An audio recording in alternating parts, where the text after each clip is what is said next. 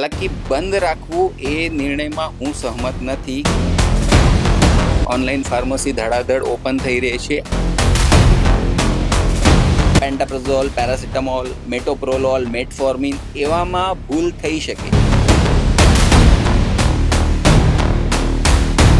આજે આપણા નોર્મલ પ્રશ્નો ગવર્મેન્ટ નથી સાંભળી શકતું, તો એક દર્દીને ખોટી દવા આવી ગઈ હશે તો સાંભળશે કોણ?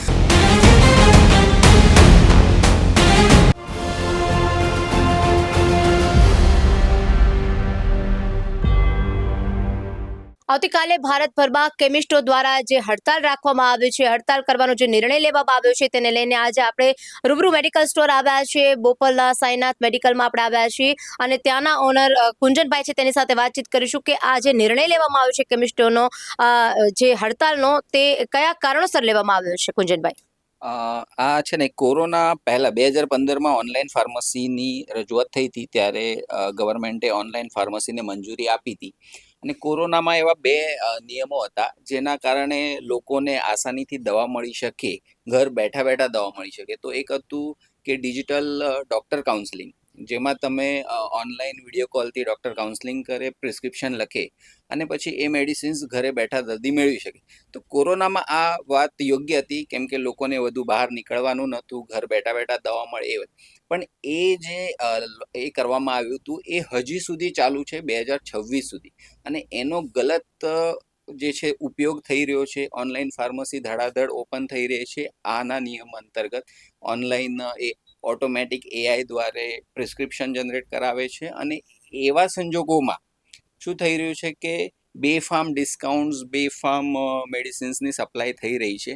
તો એના કારણે જે લોકલ કેમિસ્ટ, જે કોરોના વખતે તમારી સાથે હંમેશા ઊભા રહ્યા અને જે હંમેશા તત્પર રહે છે, ઇમરજન્સી સેવાઓમાં તમારી સાથે હંમેશા ઊભા રહે છે, એ ક્યાંક ને ક્યાંક ડિસ્કાઉન્ટના આ કોમ્પિટિશનમાં ખોવાઈ રહ્યા છે, એ હેરાન થઈ રહ્યા છે. તો એ સમજાવવા માટે અમારી કેમિસ્ટ એસોસિએશન આજે ગવર્મેન્ટને રજૂઆત કરે છે.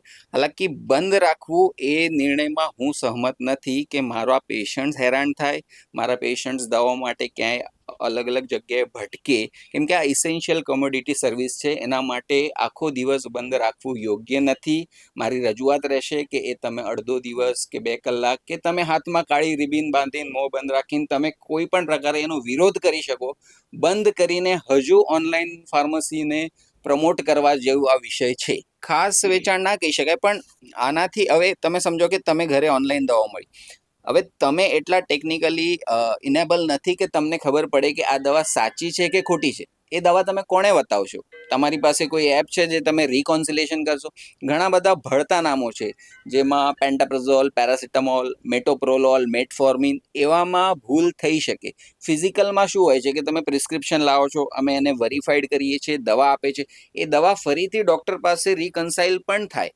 તો એવા 3 ચેક્સ થાય જેનાથી ઓછામાં ઓછી ભૂલો થાય, એરર્સ ના કે બરાબર રહે, અને ગ્રાહકને એક વિશ્વાસ રહે કે મને જે દવા મળી રહી છે એ સંતોષકારક છે.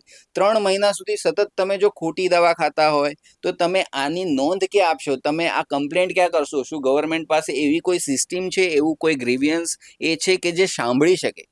આજે આપણા નોર્મલ પ્રશ્નો ગવર્મેન્ટ નથી સાંભળી શકતું, તો એક દર્દીને ખોટી દવા આવી ગઈ હશે તો સાંભળશે કોણ? તો ઈ ફાર્મસી માટે કોઈ એવા કાયદા નથી બન્યા, એવા કોઈ કડક નિયમો નથી બન્યા. એકદમ લીજર છે, કોઈ પણ રાત્રે ઊભા થઈને એક લાયસન્સ ઉપર આખા દેશમાં દવાઓ વેચી શકે છે, એવી પરિસ્થિતિ છે. તો એ પરિસ્થિતિ ના થાય તો એવું ગવર્મેન્ટને પણ ધ્યાન આપવું પડશે. એવા કાયદાઓ, એવા નિયમો ઈ ફાર્મસી માટે અલગથી બનાવવા પડશે કે આવા સમયે શું થાય. અને અમારા હિતને પણ ધ્યાનમાં રાખવું પડશે કે જે દિવસભર અમે પણ તહેવારો ભૂલીને, બાકી બધા એ ભૂલીને અમે અહીંયા સેવા આપીએ છીએ, તો અમને પણ એનો ફાયદો મળે, અમે પણ દેશ હિત માટે આ કામ કરીએ છીએ. તો પછી એવું કેમ કે હોલસેલર્સ જે વધુમાં વધુ ડિસ્કાઉન્ટ્સ આપી રહ્યા છે ઓનલાઈન ફાર્મસીને, અને એનાથી ઓનલાઈન ફાર્મસી એ ડિસ્કાઉન્ટ ગ્રાહકોને પાસ ઓન કરે છે, તો પછી એક નાનો વેપારી, એક નાનો ફાર્માસિસ્ટ, એક નાનો રિટેલર જે છે એ આ કોમ્પિટિશનમાં ઊભો રહી નથી શકતો. અમારે બધા નોર્મ્સ, જેવા કમ્પ્લાયન્સ બધા મેન્ટેન કરવાનું હોય છે, ટેમ્પરેચર્સથી માંડીને બધું. તો એ આ વિવિધતા દેખાય કે ઈ ફાર્મસીને ઘણા નિયમોમાં એ નથી બંધારણ પકડાતું અને અમને પકડાય છે. તો જેના કારણે અમે આટલું ડિસ્કાઉન્ટ્સ નથી આપી શકતા અને ઈ ફાર્મસી ધીરે ધીરે જીતી રહી છે. બસ, અને ખરેખર હોવું જોઈએ બંધ. અને એમાં છે ને કહેવાય છે કે ડુપ્લિકેટ દવાઓ ઘણી બધી આવી રહી છે અને ઓનલાઈન વેપાર કરી રહ્યા છે.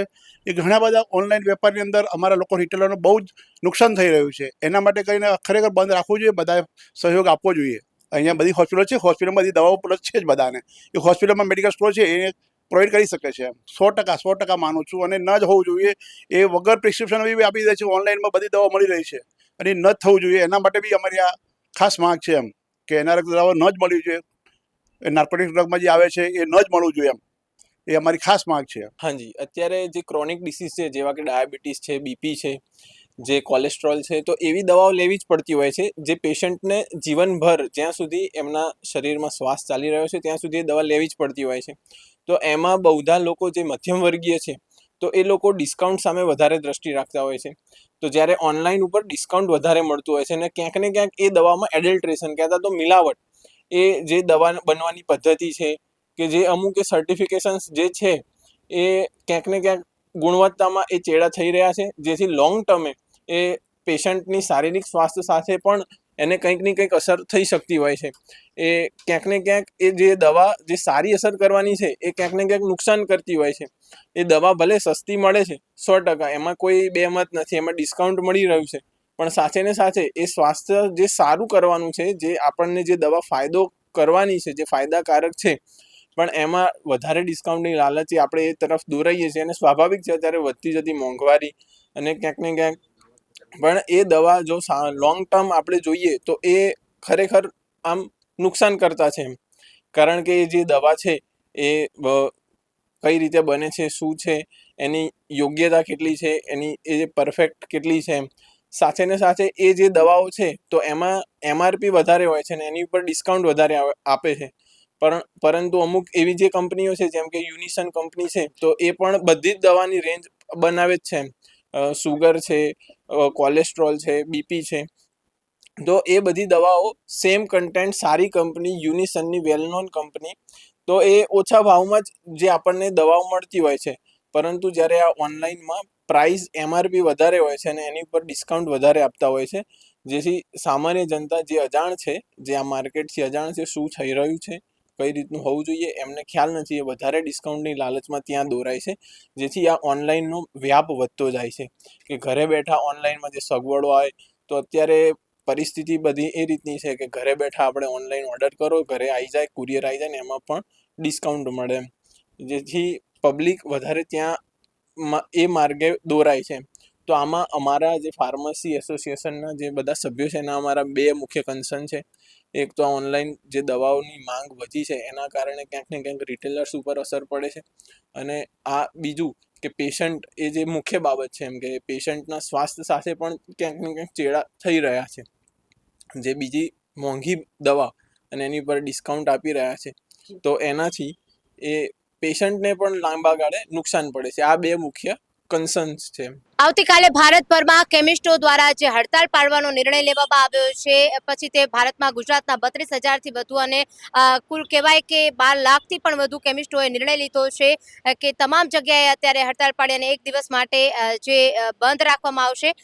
તેને લઈને આજે આપણે રિયાલિટી ચેક કરવા માટે આવ્યા છીએ. ડલકા ન્યૂઝ દ્વારા આપણે ચેક કરીશું કે ખરેખર કયા કયા મેડિકલો બંધ છે, મેડિકલના જે ઓનર છે એમનું શું કહેવાનું થાય છે, તેઓ સંગઠનો સાથે જે આ નિર્ણય છે એમની સાથે સહમત છે કે નહીં, તે લઈને આપણે બોપલ વિસ્તારના અત્યારે ગુરુકૃપામાં આવી રહ્યા છે. ગુરુકૃપામાં આપણે જાણ્યું કે અત્યારે જે છે તે મેડિકલ એમનું બંધ રહેશે. આ સિવાય બોપલના જે સાઈનાથ મેડિકલ છે, આ સાથે દર્શન મેડિકલ છે, તેવા અમુક મેડિકલો છે ત્યાં ચાલુ રાખવાનો નિર્ણય રાખવામાં આવ્યો છે. એટલે કે અમુક મેડિકલો છે ત્યાં હજુ પણ તેવું વિચારવામાં આવી રહ્યું છે કે ગ્રાહકોને ક્યાંય તકલીફ ન પડે, એટલે સંગઠનો દ્વારા તેઓ સવારે સહમત રહેશે અને બપોર બાદ ત્યાં ચાલુ રહેશે. એટલે ઘણા બધા મેડિકલો એવા છે કે જ્યાં બંધ રાખવાનો નિર્ણય લેવામાં આવ્યો છે. ગુરુકૃપાની વાત કરી તો ત્યાં અત્યારે બંધ રાખવાનો નિર્ણય લેવામાં આવ્યો છે. દર્શનની વાત કરી ત્યાં પણ બંધ રાખવાનો નિર્ણય લીધો છે, પરંતુ સાઈનાથ, બોપલનું કબીર એન્કલો પાસે જે મેડિકલ છે ત્યાં ચાલુ રાખવાનો નિર્ણય લેવામાં આવ્યો છે બપોર બાદ. આપના પોતાના પ્લેટફોર્મ લલકારને લાઈક કરો, ફોલો કરો, સબસ્ક્રાઇબ કરો અને શેર કરો.